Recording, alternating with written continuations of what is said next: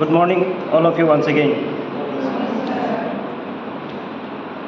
Today she spoke very well, but I was little discouraged because of that she was not ready to allow me to record her speech, because she spoke so well, so meaningful things, and if it would have been recorded after some time, she could have seen that one, and she could have assessed whatever she has spoken or how meaningful the speech was.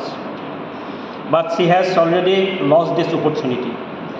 We should not lose any opportunity, whatever is coming to your life. I am also getting this opportunity to speak in front of you. So I will be taking it as an opportunity only. I will not be giving it. I will not be going to leave it. That's what always I am with the ICT. Because whatever I am speaking, better to record. Anyway, today she speaks something about how a thought of the everyday will be the sowing seeds for the whole day. Morning thoughts is nothing but sowing the seeds for the whole day. You might be realizing whenever you are getting up, morning itself, maybe 4 o'clock, 5 o'clock, whatever may be the time, you feel like getting up, you already got up, but you are not getting ready to get up from the bed. 5 minutes, 10 minutes, it's like that way. You're feeling like lying down. And that time itself, you might be realizing that many thoughts come to your mind. Yes or not? Please ask yourself. Many thoughts come, but the thoughts are not very systematic thoughts, coming this and that. And if you try to realize what type of thoughts come, you'll feel like that you are mad or what, like that. Many thoughts come spontaneously.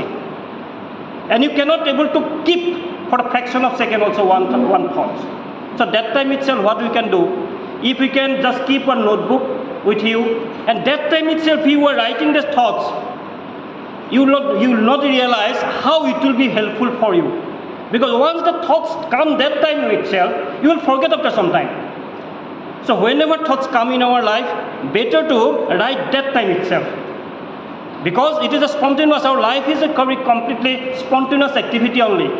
What I was 5 minutes before, now I am not that person. Because already my thought changes. So like that way you have to proceed ahead. But one more point, she spoke something like about the mind, about the body, about the soul, she spoke something.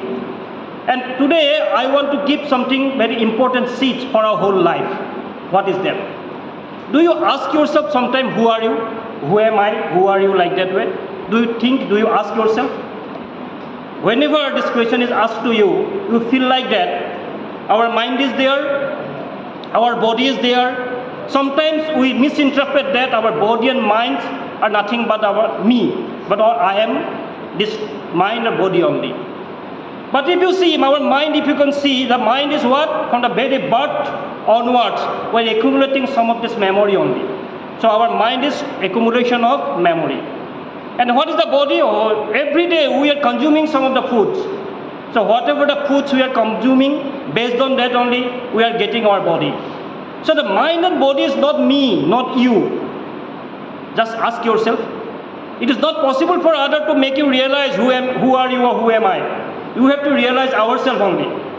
If we are saying the mind and the body, yes, it is ours or it is mine, but it is not me or it is not I am. That means something different. We don't know who am I, but still we are surviving. We are surviving that one. Related to that, related to mind and body, just I want to tell one story. I am from the physics background, that's what. There was a very famous scientist, his name was de Broglie. And you know some of the elementary particles in the universe, electron, proton, neutrons, some of the elementary particles are there. So there was a confusion that time itself.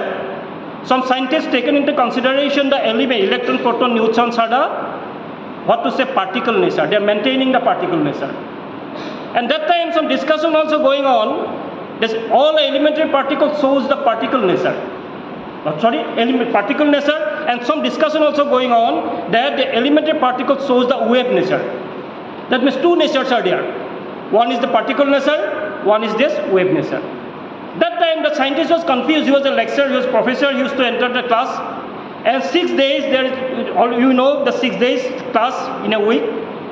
First 3 days, he used to consider, he used to tell the students, this all elementary particles maintain the wave nature.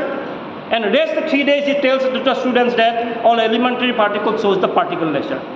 Same thing like that. Actually, we don't know, we did not see the elementary particles. If we cannot able to define, if you are asked what is charge, you cannot recognize that one. But charge, what is it? It is only property, it is a property. Same thing, we are also having some of the property.